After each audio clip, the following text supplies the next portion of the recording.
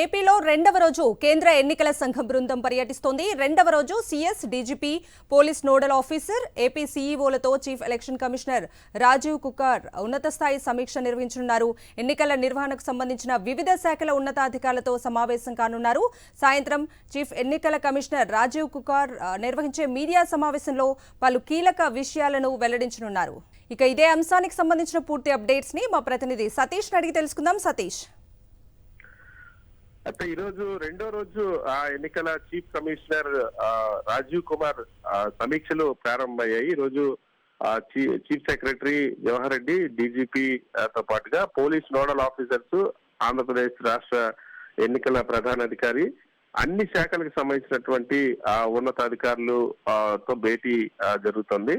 ప్రధానంగా నిన్న జిల్లా కలెక్టర్లు, ఎస్పీల ద్వారా నిర్వహించినటువంటి సమీక్ష ద్వారా వచ్చినటువంటి ఫీడ్బ్యాక్ ఆధారంగా ఈ రోజు సమీక్ష నిర్వహిస్తూ ఉన్నారు.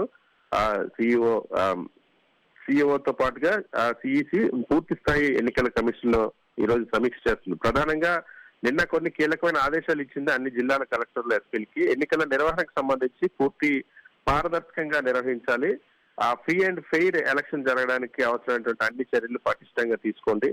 రాష్ట్రంలో ఉన్నటువంటి 46,165 పోలింగ్ స్టేషన్లకు సంబంధించి అన్ని రకాల వస్తువులు ఉండేలాగా చర్యలు తీసుకోవాలి. సమస్యాత్మకమైనటువంటి పోలింగ్ స్టేషన్స్ లో ప్రత్యేకమైనటువంటి బలగాల్ని ముందుగానే అంచనా వేయాలి.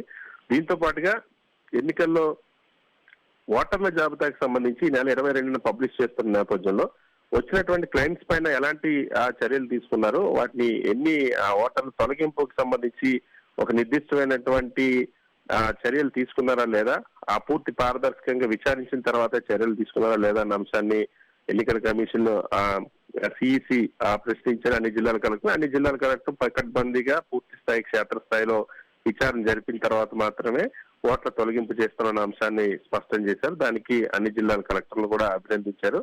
దీంతో పాటుగా ఎస్పీలు లా అండ్ ఆర్డర్ సమస్యకు సంబంధించి కానీ ముందు సరిహద్దు ప్రాంతంలో ఉన్నటువంటి చెక్ పోస్టులు వీటన్నిటికి సంబంధించి కూడా పటిష్టమైన చర్యలు తీసుకోవాలని కూడా ఆదేశించారు. ఈ రోజు రాష్ట్ర స్థాయి ఉన్నతాధికారులతో ప్రధానంగా నోడల్ అధికారులు ఎవరైతే ఎన్నికల విధుల్లో భాగస్వాములు అవుతారో, రెవెన్యూ శాఖ దగ్గర నుండి పోలీస్ డిపార్ట్మెంట్ వరకు కూడా అన్ని శాఖలకు సంబంధించిన అధికారులు ఎవరెవరైతే ఇన్వాల్వ్ అవుతారో దీనికి సంబంధించి వాళ్ళందరితో కూడా సిఇసి ప్రస్తుతం రివ్యూ చేస్తా ఉన్నారు. సో ఈ రోజు మధ్యాహ్నం 4:30 ఆంధ్రప్రదేశ్ రాష్ట్ర ఎన్నికల నిర్వహణకు సంబంధించి ఎలాంటి చర్యలు తీసుకోబోతున్నామో, ఏ విధంగా ఎన్నికల ప్రక్రియ చేపట్టబోతున్న అంశాన్ని పైన మీడియా సమావేశాన్ని కూడా ఏర్పాటు చేశారు. రెండో రోజు సమీక్షలు మరి కాసేపట్లో ముగిపోతున్నాయి.